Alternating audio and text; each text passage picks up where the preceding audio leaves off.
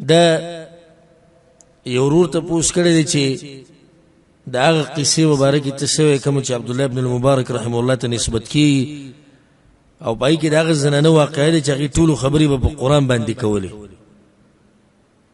نو دا واقعه صحیح ده او که نه، او داسې کار کول صحیح دی او که نه؟ الجواب، دا قصه صرف د امام عبدالله ابن المبارک نه نقل ډېرو ته نسبت کی، خو په صحیح سند سره دا ابن المبارک رحمه الله ته نه ده نسبت، دا هغه نه دا نه ده ثابت. دې کې څه صحیح روایت نشته. لکه زه به یو واقعه بیان کړم، امام ابن عدي راوړې ده په کامل کې، ابو نعیم هم راوړې ده. په هغې کې عبدالله ابن داود الواسطي وایي زه په عرفات کې ولاړ وم او یو زنانه روانه وه، هغې دا خبره کوله چې من یهده الله فلا مضل له ومن یضلله فلا هادي له. نو ما ته پته ولګېده چې دا ښځې لار خطا شوې ده. نو ګوره خبره په قرآن کې وکړه چې څوک چې ګمراه شي وی ګمراه وي، لکن مطلب چې لار ترې ورکه شي. نو وایي زه د دغه نه راکوز شوم د خپلې سورلۍ نه، وایي ما ورته وایي چې یا هذه ما قصتک، ستاسې قصه ده. وایي ما ته وایي چې ولا تخف ما ليس لك به علم ان السمع والبصر والفؤاد كل اولئك كان عنه مسؤولا. وی ما په دې زړه کې چې دا به حروري خوارجو کې بینو، دا به په عامو خبرو کې خبرې کول هم ناروا ګڼي. نو ځکه د خوارجو تقوا د سر نه وړېدلي، نو کېدای شي د خوارجو به دا مذهبي چې خبرې به بس کې قرآني آیاتو کې به کوي. وی ما ورته چې من أين أنت، ته دلته څه کې د کوم ځای نه راغلې؟ وی چې سبحان الذي أسرى بعبده ليلا من المسجد الحرام إلى المسجد الأقصى. ما ته پته لري چې فلسطین نه راغلی. نو بیا مې بوتله هغه ځای ته کوم ځای کې چې فلسطین والا ناست وي. بیا ورته ما وایي چې یا هذه بمن اصوت، اواز چاته وکم؟ ما ته وایي چې یا داود انا جعلناک خلیفة فی الارض. او بیا وایي چې یا زکریا انا نبشرک بغلام. او بیا وایي چې یا یحیی خذ الکتاب بقوه. نو ما اواز وکړو داود ته او زکریا ته او یحیی ته، نو درې هلکان راغلل. دا د دوی مور وایي چې هغوی پسې رالو. نو ما ورته وایي چې دا ستاسو نه دا مور ورکه شوي چې دا زموږ مور 3 ورځو نه ورکه شوې ده.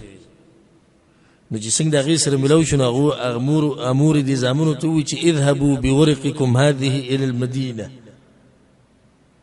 پیسې ولور کړي چې دا ښار ته یوسئ او په دې کې ماله خوراک راوړئ. نو ما تپوس وکړو د هغوی نه ما لها لا تتکلم، دا دې باندې څه تندر راوړېدلی چې دا عامې خبرې نه کوي، څه چل دی؟ وی هغوی وی چې هذه امنا، دا زموږ مور ده، لم تتکلم منذ 30 سنه، 30 کاله وشو چې دا عامې خبرې نه کوي، دقه شان لیکي. بل یو واقعه امام ابن حبان راوړی په روضة العقلاء کې، پای کې اسماعي دا وایي چې زه ګرځېدم په شړ میدان کې، نو یو زنانه چې هغه بانډچۍ وه هغه روانه یوازې ګرځېده. وی ما ورته چې یا امت الجبار، ته څه کوې دلته؟ وی ما ته وایي چې من یهدي الله فلا مضل له ومن یضلل فلا هادي. الله چې څوک ګمراه کړي به څوک لار نه ښیي. ما ته پته وي چې دې لار ورکه شوې. وی ما ورته وایي چې راته ښکاري داسې چې لار دنه که څه ګډوډه شوې ده، نو ویي چې ففهمناها سلیمان. سلیمان علیه السلام یې موږ په دې پوه کړو، مطلب چې ته پوه شوې، زما به خبره ورسېدې. ما ورته وایي چې له کوم ځای راغلې؟ وایي چې سبحان الذي اسرى بعبده، آیت وي. نو ما ورته دا وایي چې صحیح دی، ته خو د قدس نه راغلی، هغه موږ ته پته ولګي فلسطین د علاقو نه، خو خبرې ولې نه کوي؟ ما ته وایي چې ما یلفظ من قول الا لديه رقیب عتید. الله دا خبرې نوټ کوي ټولې. داسې نورې مواقعې دي که زه لاړم تفصیل به ډېر شي، دا ټول بې سنده. او دویمه خبره که ثابت هم شي، نو د دوی دا کار ناروا دی.